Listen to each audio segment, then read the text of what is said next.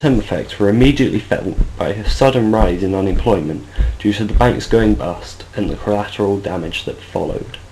This meant that many people were insecure about their job, and thusly they wanted to hold on to any spending or savings that they had. No matter how much the government tried by decreasing the interest rate and not making it worthwhile for people to save their money, they still held on to it, as they couldn't afford to deal with losing their jobs and also spending large amounts of money. Furthermore, people no longer had confidence in the banking system, as they were not lending out any loans, so people could not buy houses or start up their own little businesses due to they didn't have that input of capital that banks tend to provide. Also, it wasn't just a problem for the consumers.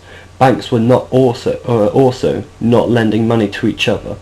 This meant that there was no longer trade between anyone, and thusly meant that financial trade had become stagnant.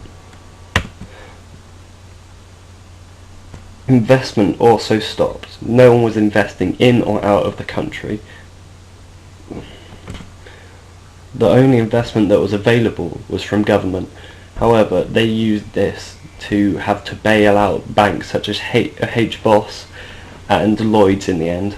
Lloyd's went into recession after the government made them buy up HBOS, which caused them to fail as a company. Although after 7 years everything seems to be back to normal, and the crash hasn't had any extreme long-term effects on how healthy the economy is, there are still some market sectors that have never recovered. For example, high streets have diminished. Everything is now based entirely on supermarkets. There are limited companies or small businesses that survive on the high street, and throughout the years after the crisis and even to this day it has not recovered, and there are still lots of empty shops. People have decided to go for cheaper alternatives such as Lidl or Aldi, which had come in from abroad and produce very, very cheap, which was perfect for the crisis when people didn't want to spend as much, but now have been growing in market power over the last 5 or 6 years.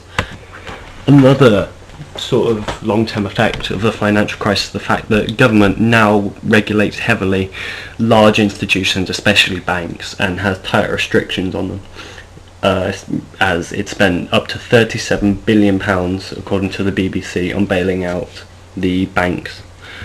These regulations are not there to limit the banks at all, but they are just there in order to monitor them and make sure they are not